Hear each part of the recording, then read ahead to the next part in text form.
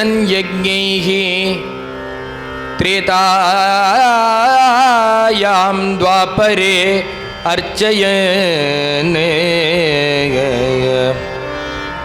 த்ரேதாயாம் த்வாபரே அர்ச்சயன் யதாப்னோதி ததாப்னோதி கலு சங்கீர்த்திய கேசவோ.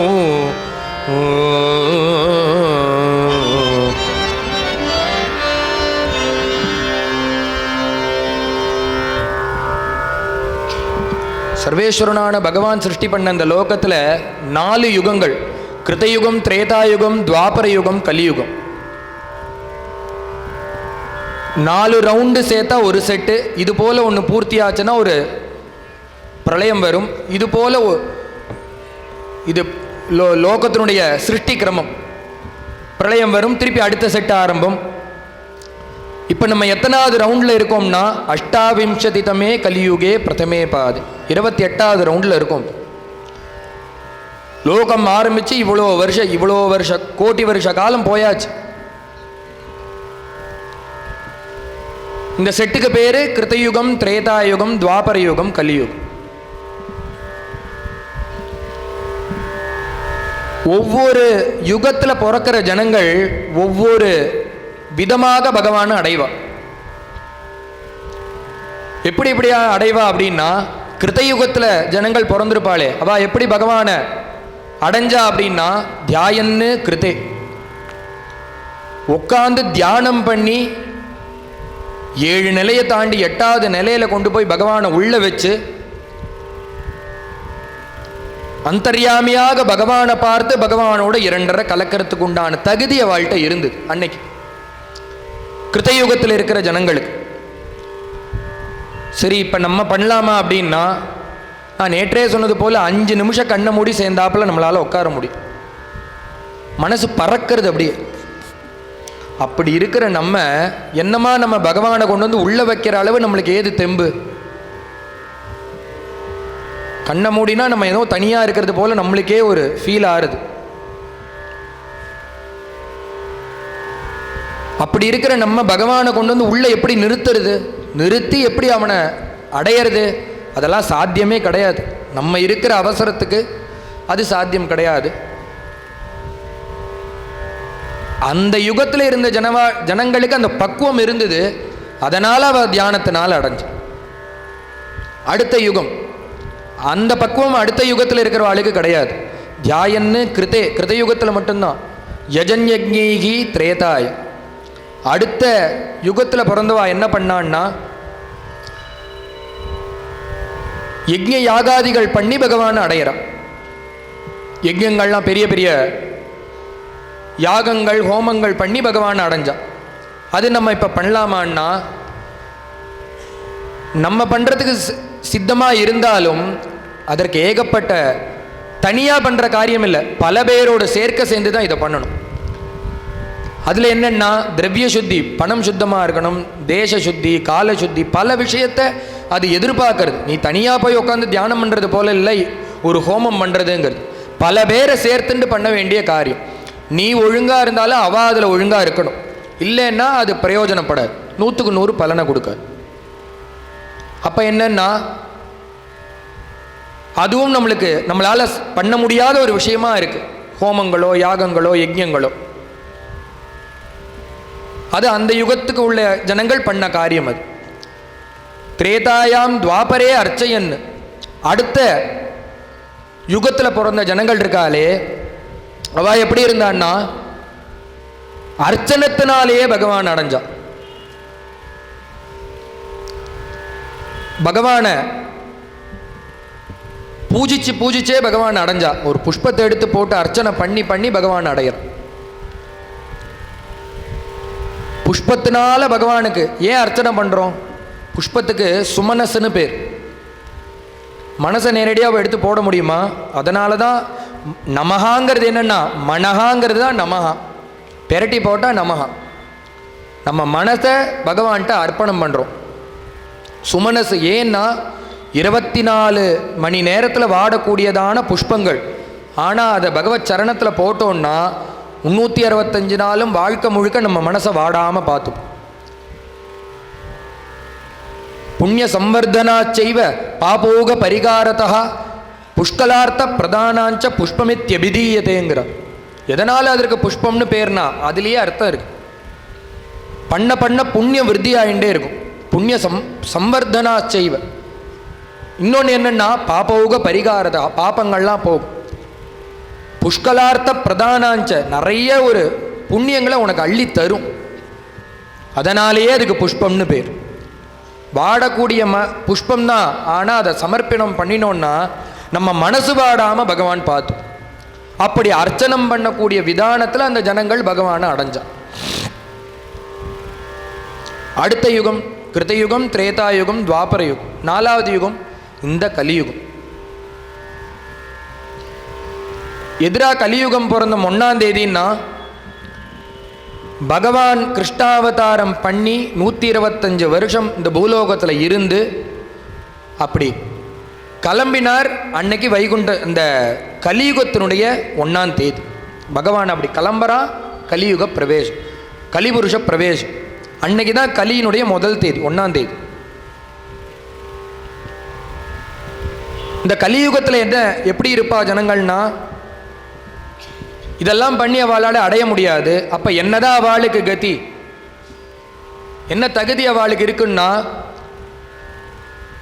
எதாப்னோதி ததாப்னோதி கலவு சங்கீர்த்திய கேசவம். பகவன் நாமத்தை ஒன்றுனால மட்டும்தான் அவளால் கரையேறும். ஏன் இதெல்லாம் பண்ண முடியாதான்னா, அது பண்ணுறதுக்கு உண்டான ஜனங்கள் இருக்க மாட்டான். அதெல்லாம் அதனுடைய மகிமை குறையலை, அது அப்படியே தான் இருக்குது. நம்மளுடைய தகுதி அந்த அளவு தொடாது. தியானம் பண்ணவும் முடியாது, யஜ்ஞயாகம் பண்ண முடியாது, அர்ச்சனை பண்ணலாமான்னா அதுவும் முடியாது. பூஜை ரூமில் உட்காந்துட்டு பகவானை கண்ணை மூடின்னு அர்ச்சனை பண்ணுறதுக்கு நம்மளுக்கு நேரம் இருக்கான்னா கிடையாது. எதுவுமே பண்ண முடியல. அப்போ என்னதான் வழி அப்படின்னா, இந்த கலியுகத்தில் பிறந்தவாளுக்கு ஒரே வழி இந்த நாமந்தான்.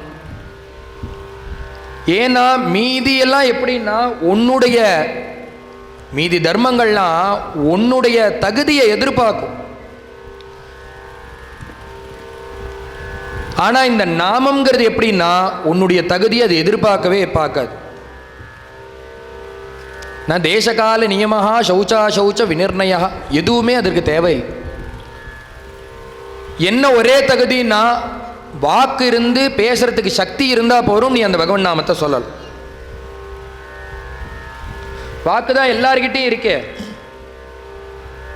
ஏன் இந்த தகுதியை மட்டும் வச்சார் அப்படின்னா, இதை வச்சா மட்டும்தான் இவனை கரையேற்ற முடியும். இல்லாட்டி இந்த கலியுகத்தில் பிறந்தவாளை கரையேற்றவே முடியாது. அதுவும் எவ்வளோ சுலபப்படுத்தி கொடுக்குறாருன்னா, நீ எப்படி வேணா பகவன் நாமத்தை சொல்லு, அது உனக்கு புண்ணியத்தை தரும். புரந்தரதாசர் சொல்றார், கிருஷ்ணா கிருஷ்ணா கோவிந்த கிருஷ்ணா கோவிந்த கோவிந்த கோபால கிருஷ்ணா கிருஷ்ணா கிருஷ்ணா கோவிந்த கிருஷ்ணா கோவிந்த கோவிந்த கோபால கிருஷ்ணா.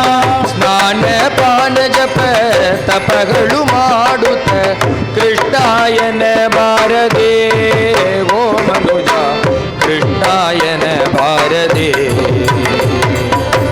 ಮಲಯಿತು ಮೈ ಮರಿದು ಏನು ಕೊನವ ಕೃಷ್ಣಾಯನ ಬಾರದೆ ಓ ಮನುಜ ಕೃಷ್ಣಾಯನ ಬಾರದೆ. பகவான் நாம எப்படி அவர் சுலபப்படுத்தி கொடுக்கிறா மகான்கள்னா, மித்த தர்மங்கள்லாம் உன்னுடைய தகுதி எதிர்பார்க்கும். இந்த பகவன் நாம எப்படின்னா, உன்னுடைய தகுதி அது அபேட்சிக்காது, எதிர்பார்க்காது. நாம சொல்றான்னு நம்ம சொல்றோம், சொல்ல முடியல சார் எனக்கு டைமே இல்லை அப்படின்னு ஒருத்தர் சொன்னான்னா, நான் புரந்தரதாசர் சொல்றார், நீ அப்படி சொன்னேன்னா நீ பொய் சொல்றேன்னு அர்த்தம். உனக்கு எவ்வளோ டைம் இருக்கு நாம சொல்றதுக்கு, நீ அலுப்பு பட்டுன்னு சொல்ல மாட்டேங்க. என்ன டைம் இருக்கு அப்படின்னா, புரந்தரதாசர் நான் உனக்கு டைம் ஏற்படுத்தி தரேன்னார். உன்னுடைய தினசரி வாழ்க்கையில் நீ பகவன் நாமா சொல்றதுக்கு நான் உனக்கு டைம் பிடிச்சி தரேன். எந்த டைம் அதுன்னா, ஸ்நான பான ஜப தபಗಳು ಮಾಡುತ್ತ, எந்திருந்தோன படுக்கையிலேருந்து மலையித்து மை மரிது, பெட்டை விட்டு எந்திருக்கும் போது என்ன பண்றேன்னா, இப்படி கையும் காலையும் உதச்சுண்டு ஒரு சோம்பல் முறிச்சுண்டு என்ன பண்ற, அப்பாடா அம்மாடான்னு ஒரு சோம்பல் முறிக்கிற பாரு, அந்த சோம்பல் முறிக்கிறத கிருஷ்ணா ராமா சிவா கோவிந்தா சங்கரான்னு பகவன் நாமத்தை சொல்லி சோம்பலை முறியினர். நீ அந்த சமயத்தில் ஏதோ ஒன்று தானே சொல்ல போற, அதை நீ அந்த சோம்பல் முறிக்கிற சமயத்தில் பகவன் நாமத்தை உன் வாக்கால சொல். ஐயோங்க போற, அப்பாங்க போற, அம்மாங்க போற, ஏதோ ஒன்று சொல்ல போற, அதை பகவன் நாமா. சரி அப்பையும் விட்டு போச்சு அப்படின்னா ஸ்நான பான ஜப எந்திரிட்ட. குளிக்கும் போது என்ன பண்ண போற, ஏதோ ஒன்று வாக்கு சொல்லிட்டு தானே இருக்க போறது. உள்ள சினிமா பாட்டப்ப யாரும் சூக்தாதிகள் சொல்லிட்டு குளிக்க போறதில்ல, கங்கையை நினைச்சு ஸ்தோத்திரம் பண்ணிட்டு குளிக்க போறதில்ல, காவேரியை நினைச்சுட்டு குளிக்க போறதில்ல, தாமிரபரணியை நினைச்சுன்னு குளிக்க போறதில்ல. என்ன பண்றோம்னா ஏதோ ஒன்று பாடிட்டு புலம்பிட்டு ஏதோ ஒன்று பண்ணிட்டு தான் குளிக்க போறோம், இல்லை ஒன்றும் இல்லாமல் குளிக்கிறோம். இந்த ஷவரை திறந்து விட்டு குளிக்கிற காலத்தில், இல்லை மங்க எடுத்து தலையில் முண்டு ஊத்துக்கிற காலத்தில் என்ன பண்ணணும்னா கிருஷ்ணா கிருஷ்ணா கோவிந்த கிருஷ்ணா கோவிந்த கோவிந்த கோபால கிருஷ்ணா கிருஷ்ணா கோவிந்த கிருஷ்ணா கோவிந்த கோவிந்த கோபால கிருஷ்ணா. அந்த சமயத்தில் நீ நாமத்தை சொல்லு. பாத்ரூம்ல தனியாக தானே இருக்க போற, குளிக்கிற காலத்தில் இந்த நாமத்தை சொல்லு. உனக்கு எந்த நாமமோ அதை சொல்லு. கிருஷ்ண நாமம் தான் எனக்கு பிடிக்காது சார்னா வேண்டாம், சிவநாமத்தை சொல்லு, சங்கர நாமத்தை சொல்லு, கோவிந்த நாமத்தை சொல்லு, ராமநாமத்தை சொல்லு. இல்லை முருகனை தான் புரியும், முருகா முருகான்னு சேர்த்துன்னு குளிங்கிறார். அந்த சமயத்திலேயாவது இந்த பகவன் நாமத்தை சொல்லு. சரி அப்பயே நான் மறந்து போயிட்டேன் அப்படின்னா என்ன பண்றதுன்னா ஸ்நான பான ஜப. எப்படியோ குளிச்சு முடிச்சுட்டு வஸ்திரத்தை கட்டிண்டு ஒரு குடிக்க போற, ஏதோ ஒன்று குடிக்க போற, காப்பியோ பாலோ டீயோ ஏதோ ஒன்று குடிக்க போறியோன்னோ, அந்த குடிக்கிற காலத்துல குடிக்கிறதுக்கு முன்னாடி இந்த பகவானை நினைச்சிட்டு குடி. நேத்தே சொன்னேன், அது நிவேதனமாகவும் ஆயிடும், பகவத் ஸ்மரணமாகவும் ஆயிடும், பகவத் பிரசாதமாக உனக்கு திரும்பியும் கிடைச்சிடும்.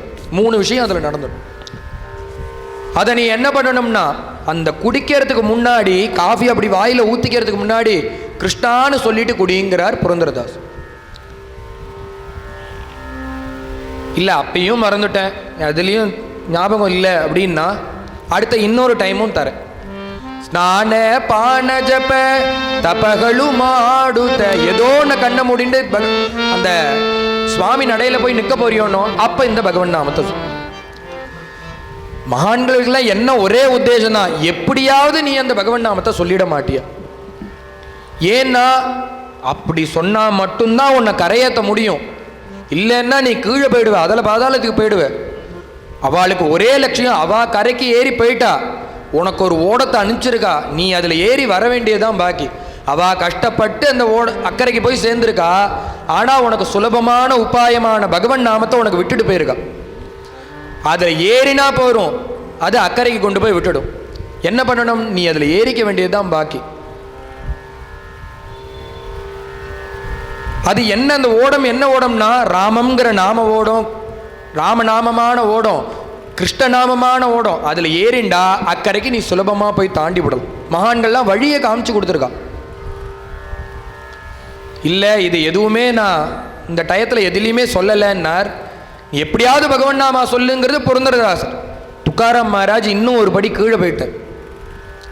நாம கேதா உட்டா ஊடி, நாம கேதா உட்டா ஊடி, நாம கேதா உட்டா ஊடி, நாம கேதா உட்டா ஊடி, ஓய சௌந்தாராஜி துடி, ஓய சௌந்தாராஜி துடி, நாம கேதா உட்டா ஊடி, நாம கேதா உட்டா ஊடி. இவராது ஸ்நானம் பண்ணிவிட்டு பகவன் நாமா சொல்லுனார். துக்காராம் சுவாமிகள் என்னன்னார், நீ படுக்கை விட்டு எந்திருக்கும் போதே சொல்லுனார். அவர் சோம்பல் முறிக்கும் போதுன்னார், நீ படுக்கையை விட்டு கண்ணை திறக்கிற பாரு அப்பயே சொல்லிவிடு. இல்லை பகவன் நாமா சொல்றதுக்கு ஒரு அடிப்படையான தர்மம், எந்த ஒரு தர்மம் பண்ணாலும் அடிப்படை பல் தேய்க்கணும், குளிக்கணும். அது வேண்டாமா அப்படின்னா அவசியம். அது இப்போ பகவன் நாமா கம்மியா, தகுதி கம்மியோன்னா பகவன் நாமா எங்கேயோ இருக்கு, அதனுடைய தகுதி மேலே இருக்கு. நீ இவன் என்னன்னா மகான்கள்லாம் இவனை ஒரு கருணையால சொல்றா, நீ பல்கூட தேய்க்க வேண்டாம், இந்த பகவன் நாமத்தை சொல்லுன்னு இவர் சொல்றார். அப்ப பகவன் நாமா கம்மியா? கம்மி கிடையாது. இவனை கடை தேர வைக்கணுங்கிறது ஒரே வழி, அவளுக்கு ஒரே நோக்கம்.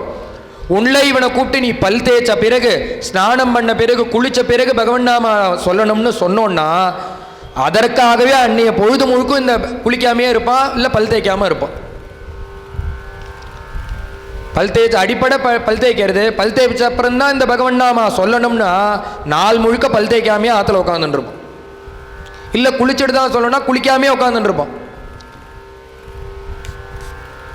அடிப்படை தர்மம் குளிக்கிறது, பல் தேய்க்கிறது. மகான்கள்லாம் பார்த்தா நீ அப்பயாவது சொல்லணுங்கிறதுக்காக நீ அதை ஒரு காரணமாக சொல்லாத, அது கூட நீ பண்ண வேண்டாம். இந்த பகவன் நாமத்தை எந்திருந்த உடனே படுக்கையிலேருந்து எந்திருக்கிற காலத்திலே இந்த பகவன் நாமத்தை சொல்லிக்கும்.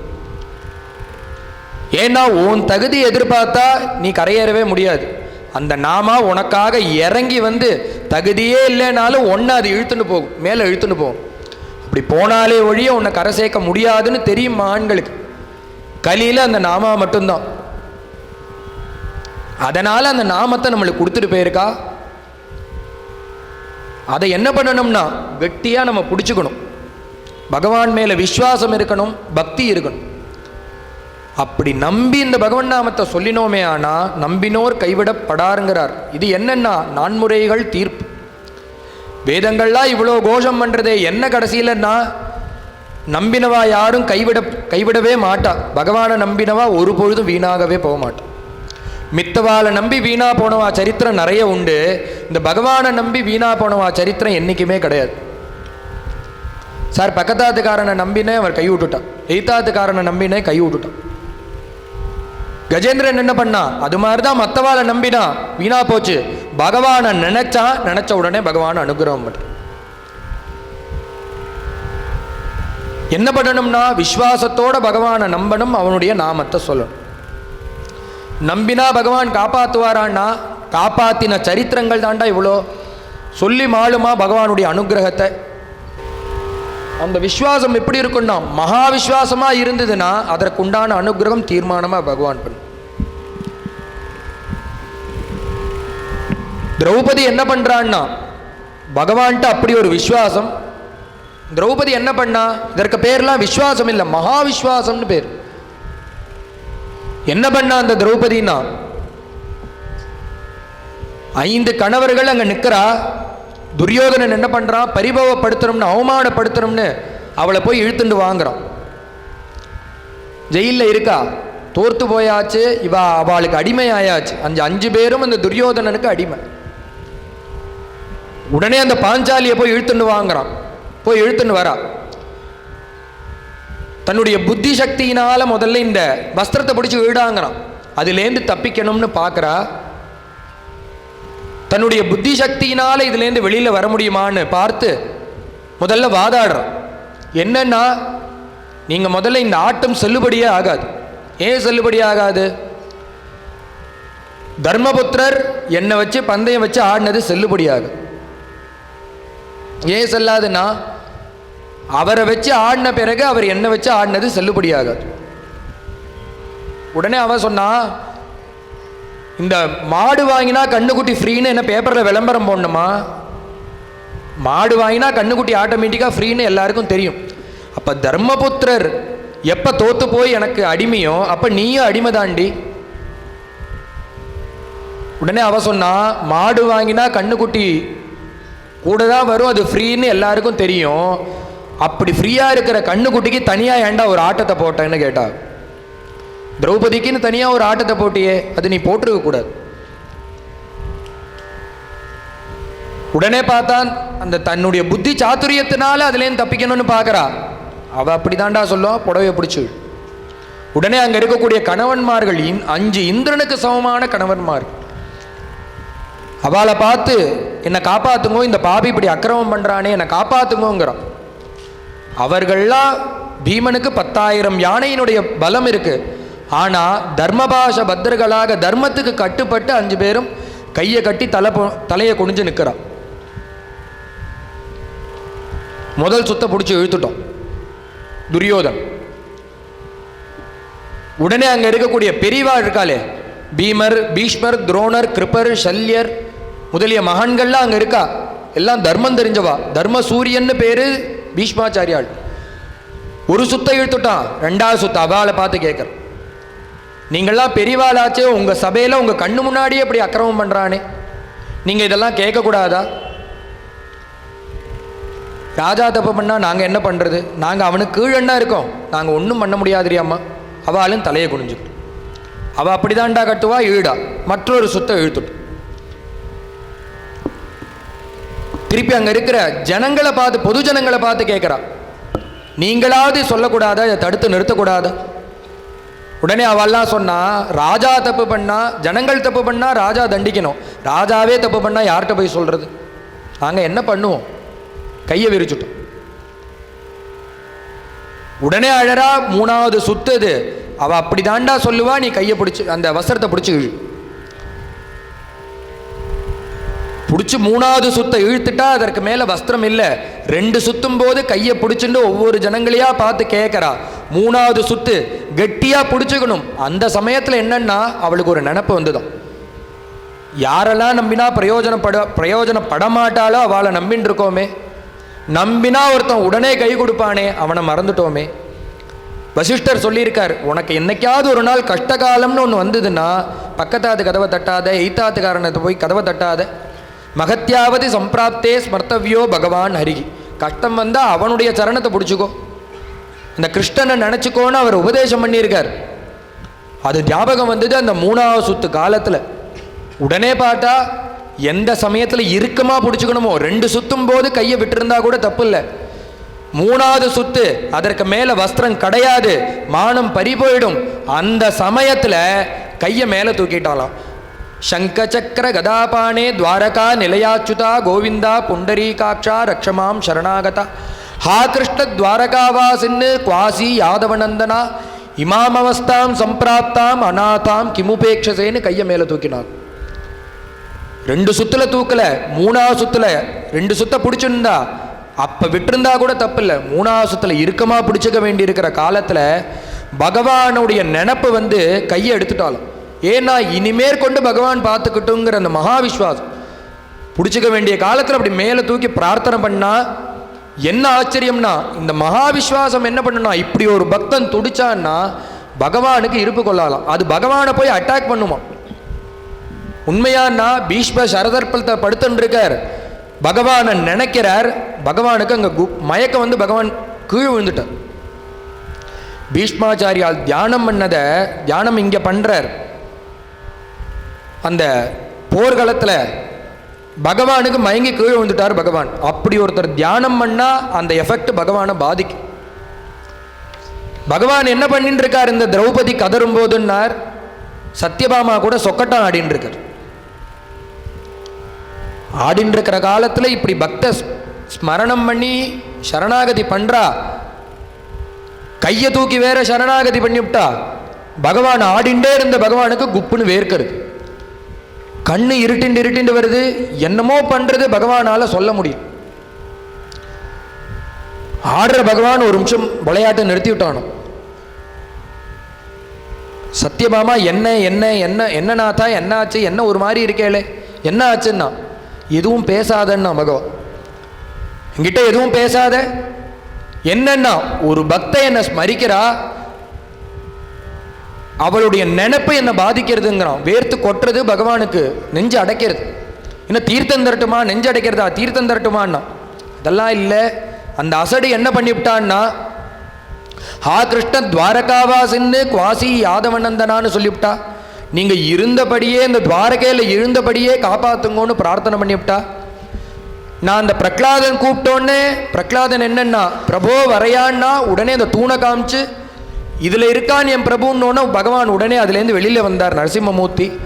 நான் அந்த பிரபுன்னு தெரியாதபடிக்கு இந்த அசடு என்ன பண்ணிட்டா, நான் வரத்துக்கு லேட் ஆகும்னு நினச்சிட்டு ஹா கிருஷ்ண துவாரகாவாசின்னு அங்கேருந்தே என்னை காப்பாற்றுங்கோ, இந்த அவஸ்தையிலேருந்து என்னை மீட்டு கொடுங்கோ, இந்த அசத்துக்கிட்டேருந்து என்னை காப்பாற்றுங்கோ அப்படின்னு பிரார்த்தனை பண்ணிவிட்டா. எனக்கோ அந்த பக்கத்தில் போய் திரௌபதி அநாதாம் கிமுபேக்ஷசேங்கிறா, நீ அநாதை இல்லடி, அங்கே போயிடணும்.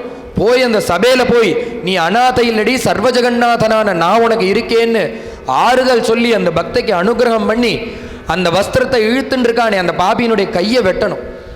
இழுக்க சொன்னானே அவனுடைய நாக்கை வெட்டணும். வெட்டி அந்த பக்தைக்கு அனுகிரகம் பண்ணணும்னு எனக்கு ஆசை. ஆனால் இந்த அசட ஆகிருஷ்ட துவாரகாவாசன்னு இருந்த இடத்துலேருந்து அனுகிரகம் பண்ணுங்கோங்கிறது. நான் வரத்துக்கு லேட் ஆகும்னு நினச்சிட்டு என்னால் இப்போ அங்கே போக முடியல, ஆனால் அந்த பக்தையை ரட்சணை பண்ணி ஆகணும், என்ன பண்ணுறதுன்னு தெரியல, பேசாத ஒரு நிமிஷம் நான். உடனே பார்த்தார், பகவானுக்கு என்ன சர்வசக்தன் இல்லையா பகவான், அந்த அந்த சொக்கட்டான எடுத்தார், அக்ஷயம்னு அடிச்சார். அவர் வாக்குலேருந்து அக்ஷயம்னு இப்படி புறப்பட்டது. என்னாச்சுன்னா அந்த துஷாசன் பாபி கை வலிக்கிற அளவு வஸ்திரம் வந்துட்டே இருக்கு. என்ன மிச்சம்னா பரிபவப்படுத்தணும், மானபங்கப்படுத்தணும்னு நினைச்சவாளுக்கு அவா பரிபவப்பட்டது தான் மிச்சமாச்சு. எண்ணம் நிறைவேறவே இல்லை. எதனால பகவான் காப்பாத்தினான்னா அந்த மகா விஸ்வாசம். எப்ப பிடிச்சுக்கணுமோ அப்ப கையை தூக்கி அநாதா கிமுபேக்ஷசேம்னாலே அந்த சமயத்தில் பிடிச்சுக்கணும். ஆனால் அந்த சமயத்தில் பிரார்த்தனை பண்ணாலும் கையை தூக்கி நம்மளா இருந்தால் என்ன பண்ணுவோம்னா 3வது சுத்தினா இன்னும் இறுக்கமாக பிடிச்சிப்போம். அந்த சமயத்தில் அவள் கையை விட்டுட்டு பகவானேன்னு சரணாகதி பண்ணாலும் அதை தான் பகவான் கேட்குறான். அந்த சரணாகதி தான் வேணும். அப்படி நீ பண்ணிவிட்டையானா அதை ரட்சிக்க வேண்டியது பகவானுடைய பொறுப்பு. நீ அப்படி சரணாகதி பண்ணா உன்னை ரட்சணை பண்ண வேண்டியது அவனுடைய பொறுப்பு. ரட்சணை பண்ணுவானான்னா திரௌபதியை ரட்சணை பண்ணியிருக்கானே.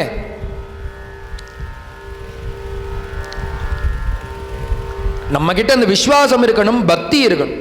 விஸ்வாசம் மட்டும் இருக்காது, பக்தியும் வேணும். போராது, பக்தியும் வேணும். பக்தி இருந்துடுத்துனா நீ எந்த ஜாதியா இருந்தாலும், எந்த குலமா இருந்தாலும், எந்த கோத்திரமா இருந்தாலும், எந்த மதமா இருந்தாலும். கபீர்தாசர் என்ன ஹிந்துவா? கடைசி பர்யந்தம் அவர் வேஷபூஷணத்தை மாற்றிக்கவே இல்லை. அவர் இருக்கிறபடி முசல்மானாவே தான் இருந்தார். ஆனால் பகவான் அவருக்கு ராமச்சந்திர பிரபு காட்சி தந்திருக்கார். என்ன இதுன்னா நீ எந்த வேஷபூஷணத்தில் இருக்கங்கிறது விஷயமே கிடையாது. அவரை எப்படி விஸ்வாசத்தோட பக்தி பண்ணுறேங்கிறது தான் விஷயம். பகவான் அதை தான் பார்க்குறார். கடைசி பர்யந்தம் இந்த சின்னத்தை மாற்றிக்கவே இல்லை கபீர்தாசர். விஸ்வாசமும் பக்தியும் தான் முக்கியம். அப்படி நீ பக்தி பண்ணிண்டே இருந்தேன்னா அதற்கு அனுகிரகம் பண்ண பகவானே வந்துடும். நீ எந்த ஜாதி எந்த குலமா இருந்தாலும் சரி. விதுரர் எப்படின்னா பல வருஷ காலமா பகவான்கிட்ட பக்தி பண்ணிட்டு இருக்கார். அவர் என்ன ஜாதி? கஜேந்திரன் பகவான் அவனுக்கு வந்தான், அனுகிரகம் பண்ணார், முதலையை வெட்டினார், அந்த கஜேந்திரனுக்கு அனுகிரகம் பண்ணார். ஹரிஹி ஆவிராசீத்துன்னு ஒரு அவதாரமே எடுத்திருக்கார். யார் அந்த கஜேந்திரன்? ஒரு யானை, காட்டில் இருக்கக்கூடிய ஒரு விலங்கு.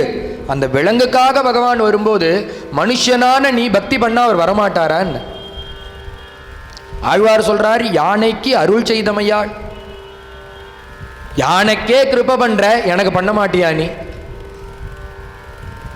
அந்த யானைக்கு என்ன குலம் இருந்ததா, கோத்திரம் இருந்தா, படிப்பு இருந்ததா, நல்ல சம்ஸ்காரம் இருந்தா? எதுவுமே கிடையாது. பகவானை பக்தி பண்ணதுங்கிறத ஒன்றை தவிர வேறு எதுவுமே இல்லை. அதற்காக தான் பகவான் வந்து குதிக்கிறான். விதுரர் என்ன ஜாதி? ஒரு தாசி புத்திரன் விதுரன். குறைஞ்ச சம்பளத்துக்கு அந்த துரியோதனுடைய மந்திரி சபையில் இருக்கக்கூடிய மந்திரி இந்த விதுரர். ஆனா பகவான்கிட்ட அலாதியான ஒரு பிரியம், ஒரு பக்தி பிரேம.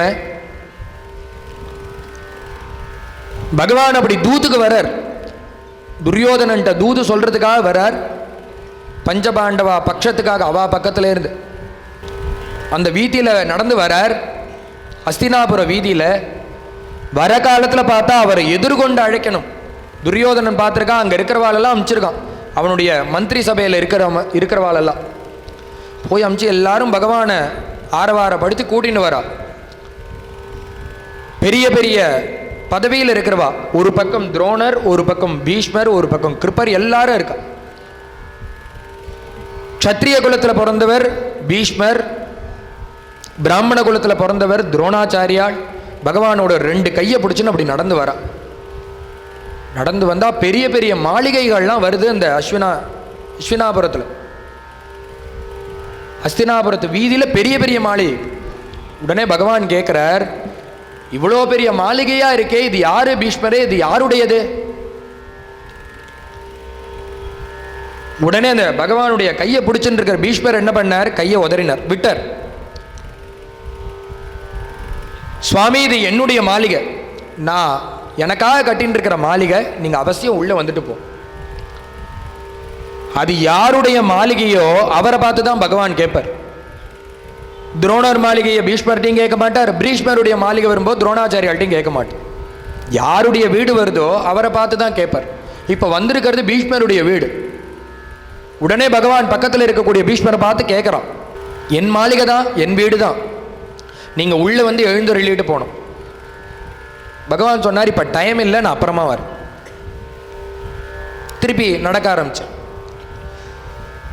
10 அடி போனார். இந்த பக்கம் ஒரு பெரிய மாளிகை வருது. துரோணாச்சாரியாலே, இது யாருடைய வீடு? கையை விட்டார். சுவாமி, இது என்னுடைய வீடு தான். பகவான் உள்ள வரணும், அனுகிரகம் பண்ணணும். டைம் இல்லை, அப்புறமா வர. கிருஷ்ணன் மேல நடக்க ஆரம்பிச்சு. அங்க போனா துரியோதனன் நிற்கிறான். நேர் சம்பந்தி, பகவானுக்கு நேர் சம்பந்தி துரியோதன். சம்பந்தி ஆத்துல கூப்பிடுறான் துரியோதன், நீங்க உள்ள வந்துட்டு போகணுங்கிறான். சுவாமி சொல்லிட்டார், இப்ப டைம் இல்லை, அப்புறமா வர. வந்ததே இந்த காரியத்துக்கு தான். அதையும் தாண்டி பகவான் நடந்து போயிட்டே இருக்கு. இவர் எங்க தான் போறார்? இத்தனை பேரையும் உதறி தள்ளிட்டு இவர் எங்கடா போறார்? பார்த்தா அந்த தெருனுடைய கடைசியில் ஒரு குடிசை இருக்கான். சின்ன குடிசை. யாருடையதுன்னா இந்த பக்தனான விதுரனுடையது. உடனே அந்த தெரு முனைக்கு வந்துட்டார் பகவான். அங்கும் இங்கும் தேடி அங்கே வந்தாச்சு. உடனே அந்த துரியோதனனுக்கு பிரஸ்டீஜ் இஷ்யூவாக போயிடுது, கௌரவ பிரச்சனையாக போயிடுது. என்னன்னா, நேர் சம்பந்தி கூப்பிட்றான், ஆற்றுக்கு வந்து கை நினைக்காம போகிறார். உடனே பகவான் சொன்னா, நீங்கள் இங்கே வந்து சாப்பிட்டுட்டு தான் போகணும்னா. சாப்பிட்றதெல்லாம் என்னோட பர்சனல், அது வேணுன்னா வந்து சாப்பிடுவேன், சாப்பிடாம போவேன். அதெல்லாம் என் சொந்த சௌகரியம், நீ சொன்னதுக்காக சாப்பிட முடியாதுன்னு போயிட்டே இருக்க. கடைசிக்கு நடைய கட்டினா கடைசியில் ஒரு குடிசை. போய் பார்த்தா அந்த குடிசை வாசலில் போய் பகவான் நிற்கிறார். போய் நின்றுட்டு கேட்கிறார், இந்த குடிசை யாருடையது? இந்த குடிசை யாருடையது? இந்த குடிசை யாருடையதுன்னு கேட்கிறார். அங்க இருக்கிறவாள்லாம் பக்கத்தில் துரோணன் நிற்கிறார், பீஷ்மன் நிற்கிறார், எல்லாரும் நிற்கிறா. பெரிய பெரிய மாளிகையெல்லாம் சொன்ன வாயினால இதை எதுக்கு சொல்லணும்? எல்லாரும் மௌனமா பேசாம இருக்கு. அதை எதுக்கு போய் நம்ம சொல்லணும்? பேசாம இருக்கு. ஒரு தடவை ஆச்சு, பகவான் கேட்கிறார், இது யாருடைய வீடு, யாருடைய குடிசை? 3 தடவை ஆச்சு, கேட்டுட்டே இருக்கார். யாருமே பதில் சொல்லல. பார்த்தா அந்த கூட்டத்தை விளக்கிண்டு பரம பக்தனான விதுரன் வந்து பகவானுடைய சரணத்தில் விழுந்தான். யாருடைய வீடு, யாருடைய வீடுன்னா, இது என்னுடைய பிரபுவான கோபாலனுடைய வீடுன்னு சொல்லிட்டு வந்து காலில் விழுந்தான். எல்லாரும் கூப்பிட்டுருக்கா, நேர் சம்பந்தி கூப்பிட்டுருக்கா. அப்பெல்லாம் உள்ள போகாத பகவான் உடனே பார்த்தான், என்னுடைய அம்மா யசோதை அம்மா நான் இந்த அஸ்தினாபுரம் வந்தா எனக்கு தங்கறதுக்காகவே ஒரு வீடு வாங்கி வச்சிருக்காளா? எனக்கு இது தெரியவே தெரியாது. எங்க அம்மா வாங்கி வச்ச வீடான்னா கேட்டுட்டே அந்த குடிசைக்குள்ள பிரவேசம் பண்ணிட்டு உள்ள போனா அந்த பக்தன், பரம பக்தனான விதுரனுக்கு கையும் ஓடல, காலும் ஓடல. ஏன்னா நித்தியபடி விக்கிரக ஆராதனம் பண்ணிட்டு இருக்கிறவன் அந்த பிரபுவே கரச்சரணத்தோட நேரா வந்து நிற்கிறார், கை காலோட வந்து நிற்கிறார். அவர் நித்தியபடி 2 பூவம்பழம், அதுவும் அவிஞ்சு போன பூவம்பழத்தைப்படி வச்சு நிவேதனம் பண்றார். அத பூஜையில வாங்கிட்டு இருக்கிற பிரபு இன்னைக்கு கரச்சரணத்தோட ஆத்துல வந்து நிற்கிறார். பார்த்தா கை காலெல்லாம் உதறது, என்ன பேசுறதுன்னு தெரியல, வாயெல்லாம் தழுதழுத்து போறது. அவர்கிட்ட நம்ம பார்க்க முடியுமா? அவர்கிட்ட பேச முடியுமா? அவர் பக்கத்தில் நிற்பாரா? அவர் நம்ம கூட பேசுவாரா? இப்படி யோஜனை பண்ணிட்டு இருக்கிற ஒரு பக்தனுக்கு அவ ஆத்துக்குள்ளாரே வந்து நடுக்கூடத்தில் நின்னா இந்த பக்தனுக்கு என்ன ஆகும்? உடம்பெல்லாம் வெலவெலத்து போகிறது. உடனே சுவாமி என்ன பண்ணார்? ஆஸ்வாசப்படுத்தி அந்த பக்தனுக்கு அனுகிரகம் பண்ணணும்னு முடிவு பண்ணார். ஆஸ்வாசப்படுத்தினார். குடும்பத்தோடு வந்து சேவிச்சு, பகவானே நீங்கள் என் கூட பாப்பேலாம், என் கூட பேசுவேலான்னு நினச்சேன், என் ஆற்றுக்கு வந்து உட்காந்துருக்கேலே, பரம அனுகிரகம், நான் தன்யோஸ்மின்னா. உடனே சுவாமி சொன்னார், அதெல்லாம் இருக்கட்டும், ரொம்ப கலப்பாக இருக்கு, நான் ரொம்ப தூரமாக தெருக்கோடியிலேருந்து நடந்து வரேன், அதனால் ஏதாவது சாப்பிட்றதுக்கு இருந்தால் குடுறா விதுரான்னார். இந்த ஷாக்லேருந்து அவர் இன்னும் வெளியில் வரல. ஏதாவது சாப்பிட்றது கொடுன்னா என்னத்தை கொடுக்கறது? இன்னும் அவர் பார்த்தார், பையை தூக்கின்னு மஞ்சள் பையை தூக்கின்னு வாசலுக்கு போனார். இந்த ஜோலி கூடாது, நீ என்ன வச்சிருக்கியோ அதை எனக்கு கொடு. தத்குருஷ்வம் அதர்ப்பன். வாத்து பூஜையில் என்ன பண்ணிட்டு இருக்க, உனக்கு என்ன பண்ணியிருக்க, அதை எனக்கு கொடு. அவருக்கு சங்கோச்சம். இதை கொண்டு போய் கொடுத்தா துவாரகாதீசன் பகவான் இதை சாப்பிடுவானா? என்ன பண்ணியிருக்கா? அன்னைக்கு கஞ்சி பண்ணியிருக்கா வாத்தி. புழுங்கலரிசி கஞ்சியை கொண்டு போய் வச்சா அந்த பகவான் குடிப்பானா?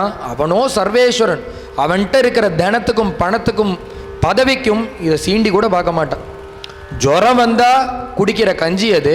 அந்த கஞ்சியை போய் பகவான்கிட்ட கொடுத்தா எப்படி கொடுக்கறது நம்மன்னு ஆலோசனை பண்ணிட்டு பயந்து பயந்து எது இருக்கோ அதை கொண்டு வான்ட்டார் பகவான்.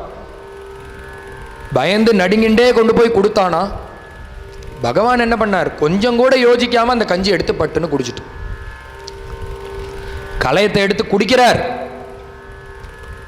பக்தனோ பயந்து சங்கோச்சப்படுறான். இந்த கஞ்சியை போய் அவருக்கு கொடுத்தோமே, ஜுரம் வந்தா கொடுக்குற கஞ்சியை போய் பகவானுக்கு கொடுத்தோமே.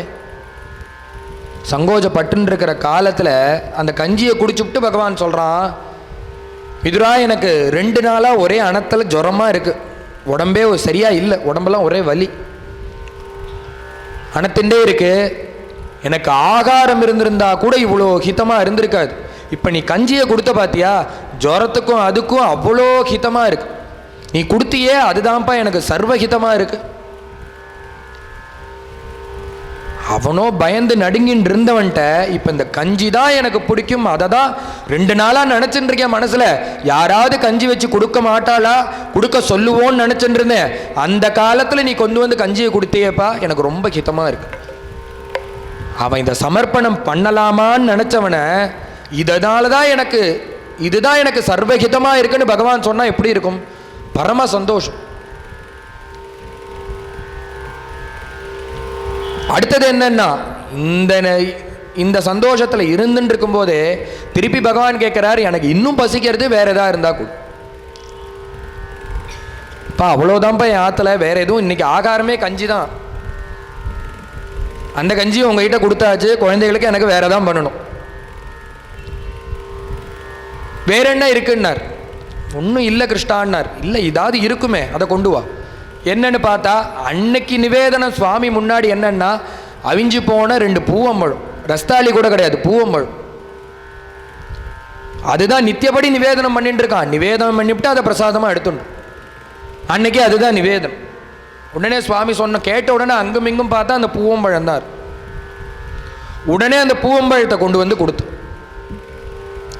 பிரபு போய் இந்த பூவம்பழத்தை சாப்பிடுவாரா தெரியலையே, இதை போய் நம்ம அவளுக்கு சமர்ப்பணம் பண்ணுறோமே, பயந்துண்டே கொண்டு வந்து நடுங்க கொடுத்தானா.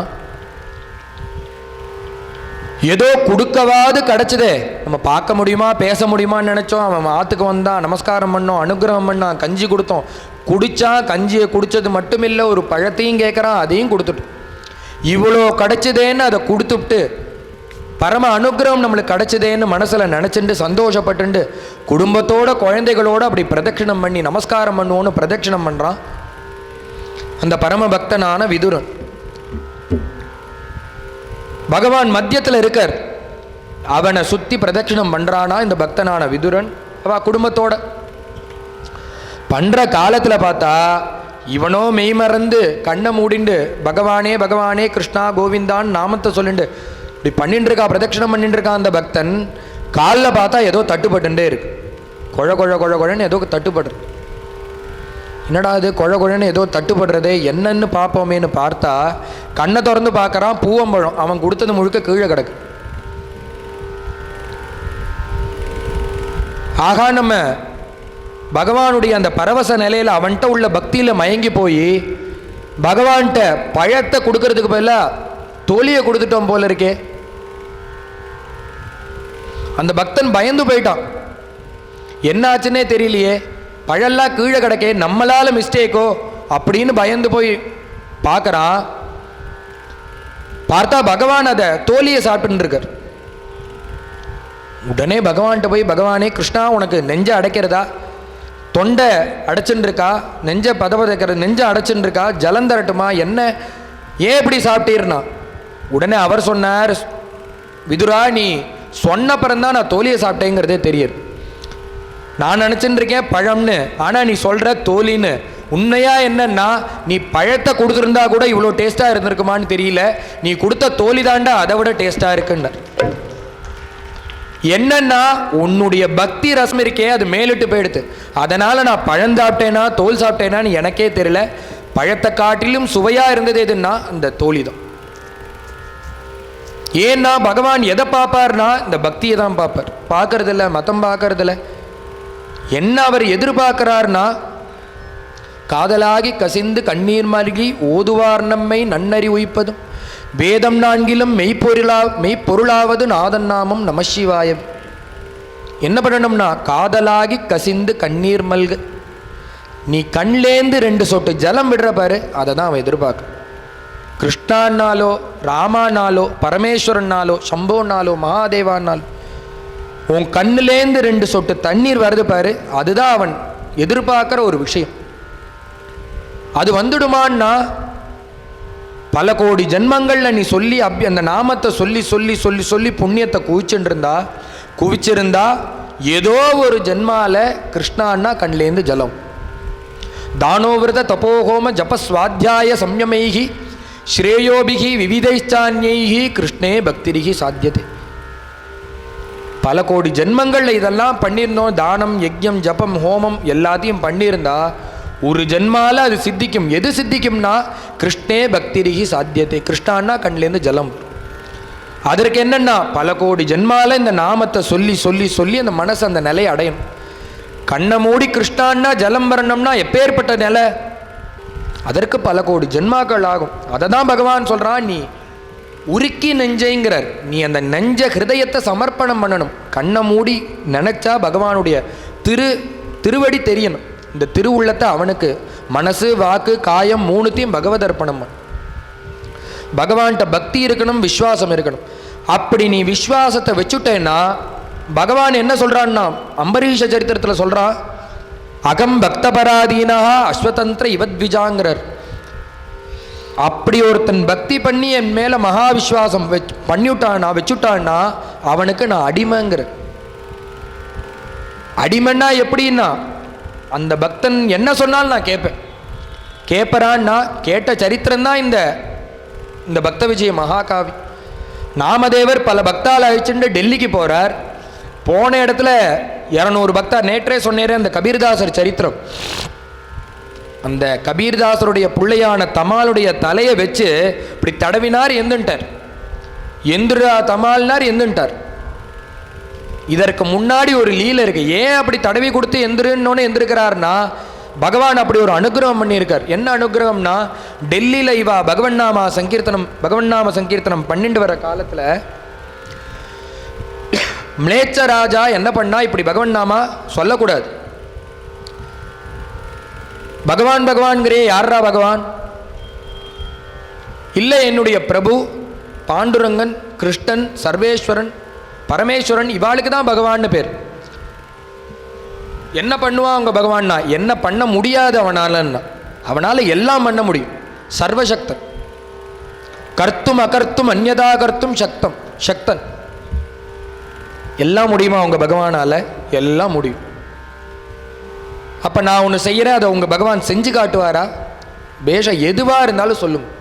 மிளேச்ச ராஜா பட்டுன்னு பார்த்தா பக்கத்தில் மேய்ஞ்சுட்டு இருந்த பசுமாட்டுடைய கழுத்தை வெட்டி என்ன பண்ணான்னா தலை தனியாக போயிடுத்து, சரீரம் தனியாக போயிடுத்து. இந்த பசுமாட்டுக்கு உயிர் கொடுக்கணும். உங்கள் பகவானால் முடியுமா?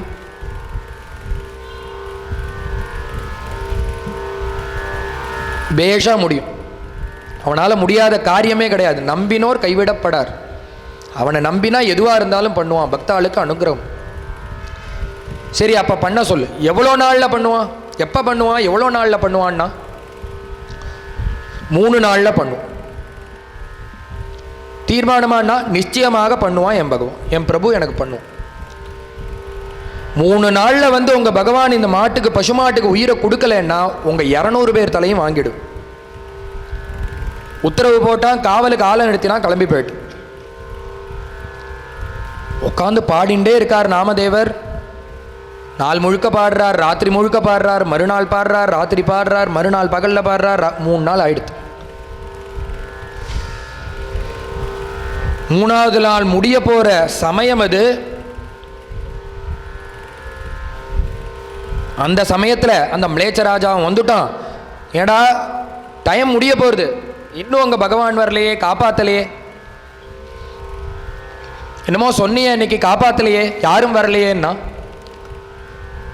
3 நாள் ஆச்சு, பாடி பாடி பாடி பாடி வராத பிரபு. அப்போதான் அவருக்கு தோணித்து, நம்ம அப்பாவையே சேவிச்சுட்டு இருக்கோம். யார் அம்மா அப்பான்னா, ஜெகத பிதரோ வந்தே பார்வதி பரமேஸ்வர். உலகுக்கே யாரா அம்மா அப்பான்னா, நம்ம இப்போ இந்த அவதாரத்தில் நம்ம பிறந்திருக்கோம். இந்த ஜென்மால இப்போ லௌகீகமாக அம்மா அப்பான்னு ஒருத்தா இருக்கா. இவா போன பிறப்பில் அப்பாவா அம்மாவான்னா கிடையாது. அவள் இந்த பிறப்பு, அடுத்த பிறப்பில் அவா யாரோ நம்ம யார். ஆனால் சந்ததமான இந்த ஒரு தாரை இருக்கே, பகவானோடு சம்பந்தப்பட்ட தாரை, இதில் யாரா அப்பா அம்மான்னா நம்ம குழந்தைகள். ஜெகத பிதரோ வந்தே பார்வதி பரமேஸ்வரம். பார்வதி பரமேஸ்வரால் நம்மளுக்கு அப்பா அம்மா, உலகுக்கே அவள் தான் அப்பா அம்மா. அதுபோல இந்த பாண்டுரங்கனை அப்பாவாகவும் ரகுமா தேவியை அம்மாவாகவும் வர்ணிக்கிறார். உடனே அவர் சொன்னார், அவருக்கு நினப்பு வந்தது, 3 நாள் ஆச்சு இந்த அப்பாவையே கூப்பிட்டுருக்கோம், பாண்டுரங்கனையே கூப்பிடுறோமே, நம்ம அம்மாவை கூப்பிட்டுருந்தா கருணை ஜாஸ்தி, உடனே வந்து காப்பாற்றிருப்பா. இந்த அப்பாவை கூப்பிடுறதுனால தான் அவர் வரவே இல்லை. நெல்லையப்பரும் காந்திமதியும் எப்படி அம்மா அப்பாவோ அது மாதிரி பாண்டுரங்கனும் அந்த ரகுமாய் தேவியும் 14 வருஷம் சிறை தண்டனை அனுபவிக்கிறார் இந்த பத்ராச்சல ராமதாஸ். இந்த மிலேச்சராஜாவோட காசை எடுத்து கோவில் கட்டி விட்டார். அந்த ராஜா தூக்கி ஜெயிலில் போட்டுட்டா. போட்டோன்னே என்னன்னா அடி தண்டனைலாம் கிடையாது, ஜெயிலில் 14 வருஷம் இருக்கணும். ஆகாரம் கிடையாது, வெறும் அரிசியும் உப்பும். 14 வருஷம் ஜெயிலில் இருக்கார். 14 வருஷம் ராமர் மேலே கீர்த்தனம் பண்ணிண்டே இருக்கார். ஏகப்பட்ட கீர்த்தனம் பண்ற. பிரபு வரவே இல்லை. உடனே பார்த்தார், ஒரே ஒரு கீர்த்தனம் தான் அந்த சீதாதேவியை குறித்து பாடினார்.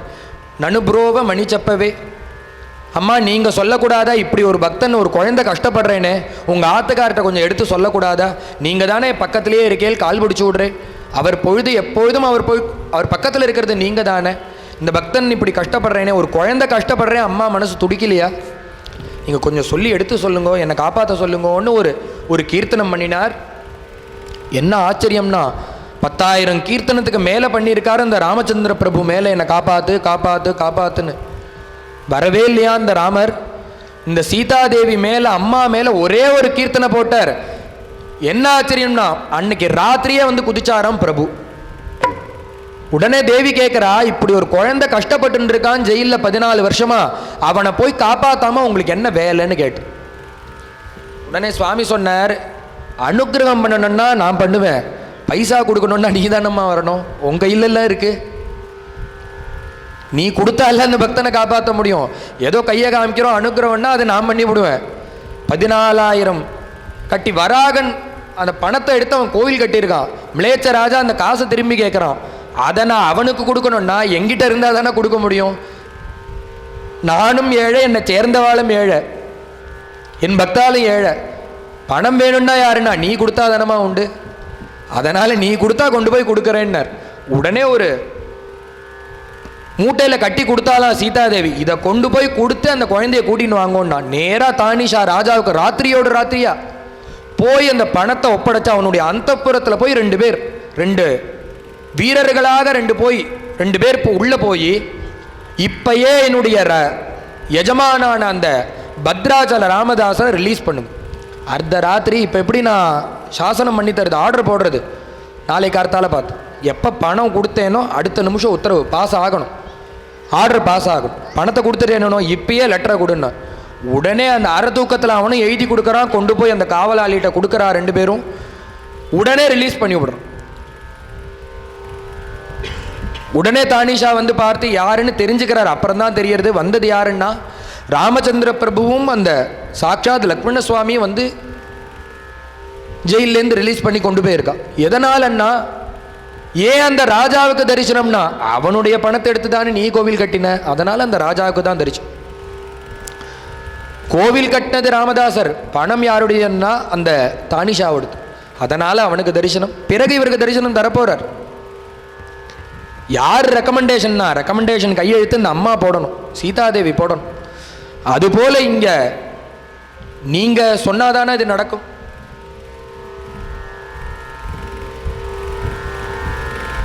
தேவி நீங்க சொன்னாதானே நடக்கும். உடனே அந்த இவ்வளோ நேரம் பாண்டுரங்கனை ஆம்பளையாக ஒரு புருஷனாக வர்ணிச்சென்றிருந்தார். ஸ்திரீக்கு தானே கருணை ஜாஸ்தி, அதனால ஒரு பெண் ரூபமாக இருக்கக்கூடிய ஒரு தெய்வத்தை வர்ணிக்கிறார். ஹரி ரே ரங்கோ மாஜி, ஹரி ரே கிருஷ்ணோ மாஜி, ஹரி ரே ரங்கோ மாஜி, ஹரி ரே கிருஷ்ணோ மாஜி, ரங்கோ மாஜி, ரங்கோ ரங்கம்மா மாஜி, ரங்கம்மா ரங்கம்மா மாஜி, ரங்கம்மா ரங்கம்மா மாஜி, ரங்கம்மா ரங்கம்மா மாஜி, ரங்கம்மா. ಮುಕ್ತಾಪಲನತನಾಗಿ ಮುಕ್ತಾಪಲನತನಾಗಿ ಪೀತಾಂಬರ ಅಂಗ ಜಾಂಗಿ ಪೀತಾಂಬರ ಅಂಗ ಜಾಂಗಿ ಮುಕ್ತಾಪಲನತನಾಗಿ ಪೀತಾಂಬರ ಅಂಗ ಜಾಂಗಿ ತರಣಿ ವಾಲಿ ಲಾಲೆ ವಾಗಿ ರಂಗಮ್ಮ ತರಣಿ ವಾಲಿ ಲಾಲೆ ವಾಗಿ ರಂಗಮ್ಮ ಓ ಗೋ ರಂಗಮ್ಮ ಮಾಜಿ ರಂಗಮ್ಮ ಓ ಗೋ ರಂಗಮ್ಮ மாஜி ರಂಗಮ್ಮ. பொம்மநாட்டியாக வர்ணிக்கிறார், ஒரு ஸ்திரீ ரூபமாக அந்த பாண்டுரங்கனை வர்ணிக்கிறார். ஏன்னா ஸ்திரீகளுக்கு தானே கருணை ஜாஸ்தி, நீதாம்மா வந்து எங்களை காப்பாற்றணும், நீ வந்து என்னை காப்பாற்றக்கூடாதா, இந்த கஷ்டத்துலேருந்து என்னை மீட்கக்கூடாதான்னு பிரார்த்தனை பண்ணுறார். என்ன ஆச்சரியம்னா ஸ்திரீ ரூபமாக அப்படி அபங்கத்தை பாடி பூர்த்தி பண்ணார். தாசாம் ஆவிரபோச்சௌரிகின்னு பகவான் வந்து முன்னாடி குதிச்சுட்டு, குதிச்ச உடனே பகவான் அவசரப்படுத்துறார். அப்பா மணி ஆயிடுத்துறா, அந்த மிளேச்சராஜா சொன்ன டைம் தாண்ட போடுறது, கிடுகிடுன்னு அந்த சரீரத்தையும் அந்த தலையும் சேர்த்து வை, நான் வச்சா போருமா, நீ வச்சா போரும், நீ பண்ணாலே அது ஒட்டிக்கும், கிடுகிடுன்னு பண்ணு கிடுகிடுன்னு பண்ணுன்னு விரட்டுறார் சுவாமி. உடனே அந்த நாமதேவர் கேட்டார், இந்த அவசரம் 3 நாளாக எங்கே போச்சுன்னு கேட்டார். உனக்கு என்னமோ இப்போ பிடிச்சி ரொம்ப பரபரங்கிறியே, 3 நாளாக காட்டு கத்தா கத்தின்னு இருக்கேன், நீ வரவும் இல்லை அனுகிரகமும் பண்ணல, இப்போ வந்து என்ன விரட்டுறியே. அதெல்லாம் இருக்கட்டும்டா நாமதேவா, நீ தலையை எடுத்து விட்டு, அந்த மிளேச்சராஜா வந்துட்டோம், அதெல்லாம் நீ இதற்கு முதல்ல பதில் சொல்லு, ஏன் 3 நாளாக நீ வரல, அதற்கு முதல்ல பதில் சொல்லிட்டு மேலே காரியத்தை இருக்கட்டும்டா நான் பிறகு சொல்றேங்கிறார். அதெல்லாம் முடியாது, இப்போ சொல், சாவகாசமா சொல்றேன், முதல்ல டைம் முடிய போறது, தலையை எடுத்து வை, தலை எடுத்து அந்த பசுனுடைய சரீரத்தில் நான் வச்சா போருமா, நீ வச்சா போரும்னு வச்சார். தலை ஒட்டின்றது. என்ன பண்ணணும்னா, என்ன மந்திரமா தையலா என்ன பண்ணணும்னா, தலையை எடுத்து வச்சு விட்டலான்னு சொல்லி ஒரு நாமத்தை சொல்லி தடவி கூட அது ஒட்டின்று வச்சார். அந்த பகவன் நாமத்தை சொன்னார், தலை ஒட்டின்று, பசுவுக்கு ஜீவன் வந்துருது. கண்ணுக்கு நேர பார்த்துட்டு இருக்கா அந்த மிளேச்ச ராஜா.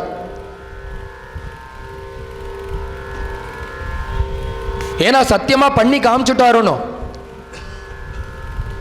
உடனே அத அந்த பகவான்கிட்ட கேட்கிறார், இப்ப எனக்கு காரணத்தை சொல்லு, ஏன் நீ வரல 3 நாளா, ஏன் வரலன்னு கேட்கிறிய, தப்பு என்னோடதா உன்னோடதாடான்னார். உன் மேல தப்பு வச்சுன்னு என்ன கேள்வி கேட்கிறியே.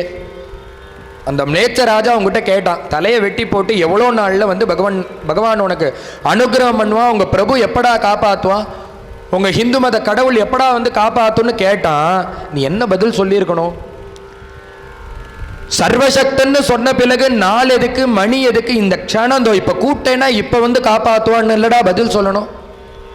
என் கடவுள் அப்பேற்பட்ட கடவுள்னு சொல்லணும். சர்வசக்தன் அப்படின்னு சொல்ல வேண்டியிருக்க, சர்வசக்தன்னு சொல்லிவிட்டு 3 நாள் ஆகும், நீ தானடா டைம் கொடுத்த, நீயே 3 நாள்னு சொன்ன பிறகு நான் எதற்கு அதை மாற்றணும்.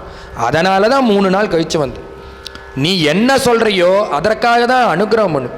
நீ எந்த அளவு பக்தி பண்றியோ அதற்கு உண்டான அனுகிரகம். அதுலேருந்து என்னன்னா நாமதேவர் வாக்குலேருந்து எது வந்தாலும் நாமதேவர் வருத்தப்படுறார். என்ன நீ இப்படி கதற பண்ணிவிட்டு?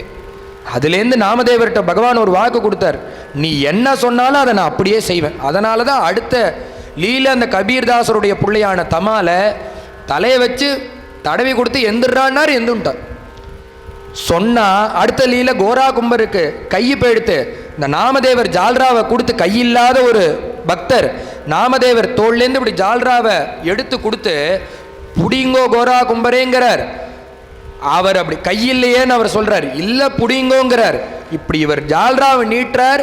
வாழைக்கண்ணு வளர்றது போல, ஒரு படத்தில் பார்க்கறது போல விறுவிறுவிறுன்னு கை வளர்றது. அந்த நாமதேவர்கிட்டேருந்து அந்த கோரா கும்பர் கையில் அந்த ஜால்ராவை வாங்கிக்கிறது. சினிமாவை போல இருக்கும். இதெல்லாம் என்னன்னா எத்தனையோ கோடி வருஷத்துக்கு முன்னாடி புராணத்தில் எழுதப்பட்ட சரித்திரம் கிடையாது. 5000 வருஷத்துக்கு முன்னாடி மகாராஷ்டிர தேசத்தில் நடந்த சரித்திரம் இது. போனால் அந்த எந்த லீலை பண்ணானோ அந்த பிரபுவை நேராக போனால் பார்க்க. இன்னைக்கும் போனோன்னா அந்த சந்திரபாகா நதி தீரத்தில் இந்த கதையெல்லாம் சொல்கிறோமே, அந்த பிரபு அங்கே தான் இருக்கு. யாரா பிரமாணம்? யாரு எதனால எது பிரமாணம்னா இந்த 700 பக்தாள் தான் பிரமாணம். நம்ம என்ன பண்ணணும்னா உருக்கி நெஞ்சைன்னு பகவான் இடத்துல அந்த மனசை கொடுத்து விடணும், பக்தி பண்ணணும். பண்ணினா அனுகிரகம் பண்ணுறதுக்கு பகவான் சித்தமாக இருக்கார். நம்மளுக்கெல்லாம் ஒரு மகாபாகியம் 5 நாள் இந்த சத்சங்கத்தை பண்ணுறதுக்கும் கேட்குறதுக்கும் ஒரு பெரிய பாக்கியம். பகவானுடைய லீலைகளையும் குணகணங்களையும் ரொம்ப ஸ்ரத்தையாக இருந்து நீங்கள்லாம் கேட்டவா அத்தனை பேருக்கும். இதெல்லாம் யாரால் கிடைச்சதுன்னா விஸ்வ இந்து பரீட்சித்து, திருநெல்வேலி மாவட்டத்தினுடைய விஸ்வ இந்து பரீட்சித்து. இங்கே நம்மளுடைய குருநாதருடைய அனுகிரகத்தில் இத்தனையும் நடக்கிறது. அவர் போட்ட பிச்சை தான் இன்றைக்கி 2 வாக்கை திறந்து நம்ம இந்த பகவன் நாமத்தை சொல்கிறோம், கதையை சொல்கிறோன்னா அவர் போட்ட பிச்சை விட்டல்தாஸ் மகாராஜோட அனுகிரகம் தான். நம்ம குருநாதர் இன்னைக்கு சென்னையில், இன்றைக்கி அவருக்கு அங்கே தான் பூர்த்தி ஆகுது. தொடர்ந்து 7 நாள் அந்த சென்னையில் ஒவ்வொரு இடத்துல சத்சங்கம் நடந்துட்டுருக்கு. அதற்கு நடுப்புற வந்ததுனால இவர் தெரிவித்தார். உடனே அண்ணாட்ட ஒரு பர்மிஷன் வாங்கிட்டு கிளம்பி நம்ம இங்கே வந்து சத்சங்கம் பண்ணிட்டு இருக்கோம். அவருடைய அனுகிரகத்தில் இந்த சத்சங்கம் ரொம்ப நன்னா சிறப்பாக நடந்தது. இருந்தாலும் தெரிஞ்சவா வந்து இருந்து இந்த ஸ்ரத்தையாக இருந்து கேட்டவா அத்தனை பேருக்கும் பகவானுடைய பரிபூர்ண கிருபா கடாட்சம் கிடைக்கணும்னு நானும் பிரார்த்தனை பண்ணிக்கிறேன். விஸ்வ இந்து பரீட்சித்து முதன்மையாக இருந்து செயல்பட்டு இந்த சத்சங்கத்தை ஏற்பாடு பண்ணி கொடுத்துருக்கா. அதற்கு மேல் கொண்டு சபா ஆறுமுகம் சார் முன்னே நின்று இந்த சபாவை நம்மளுக்கு கொடுத்து உதவி பண்ணியிருக்கார். அவருக்கும் பகவானுடைய பரிபூர்ண கிருபா கடாட்சம் கிடைக்கணும்னு நானும் பிரார்த்தனை பண்ணிக்கிறேன். இந்த விஸ்வ இந்து பரீட்சத்தில் இருக்கக்கூடிய அத்தனை பேரும் யார் யாரெல்லாம் இந்த கண்ணுக்கு தெரியாமல் பல பேர் இதற்கு ஒத்துழைச்சு காரியம் பண்ணியிருக்கா, அவளுக்கும் பகவானுடைய அனுகிரகம் கிடைக்கணும்னு நானும் பிரார்த்தனை பண்ணிக்கிறேன். அசோக்ஜி தான் எல்லாரும் சேர்ந்து பண்ணினாலும், டீம் ஒர்க்காக இருந்து பண்ணினாலும் என்கிட்ட ஃபோன் பண்ணி இப்படி ஒரு சத்சங்கம் வச்சுக்கணும்னு என்னை கூப்பிட்டு எல்லாரும் பண்ணியிருக்கா. யாரும் பின்னாடி திரைக்கு பின்னால்ங்கிற மாதிரி ஒவ்வொருத்தரும் ஒவ்வொரு இடத்துல இருந்து காரியம் பண்ண. ஒருத்தா பிரசாதம் கொடுக்குறா, ஒருத்தா வெளியில் போய் பார்க்க வேண்டிய காரியத்தை பார்த்துக்கிறா, ஒவ்வொருத்தரும் ஒவ்வொரு விதமான காரியத்தை பார்த்துக்கிறா. இருந்தாலும் எங்கிட்ட பேசி முன்னோடு அதுக்கு இனிஷியேட்டிவாக உள்ள காரியங்கள்லாம் எடுத்து பண்ணது நம்ம அசோக்ஜி தான். அவருக்கும் பகவானுடைய கிருபா கடாட்சம் பரிபூர்ணமாக கிடைக்கணும்னு நானும் பிரார்த்தனை பண்ணிக்கிறேன். வந்து ஸ்ரத்தையாக கேட்ட அத்தனை பக்தாளுக்கும் பாண்டுரங்கனுடைய ரகுமாய் தேவியினுடைய நெல்லைப்பருடைய காந்திமதி அம்மாவுடைய பரிபூர்ண அனுகிரகம் கிடைக்கணும்னு நானும் பிரார்த்தனை பண்ணிக்கிறேன். மங்களோ ருக்மிணி ரமணாய ஸ்ரீமதி மங்களோ ரமணீய உதயே மங்களோ ஸ்ரீமத் உஷாய சாதியே மங்களம் கோபாய ஜெயமங்களோ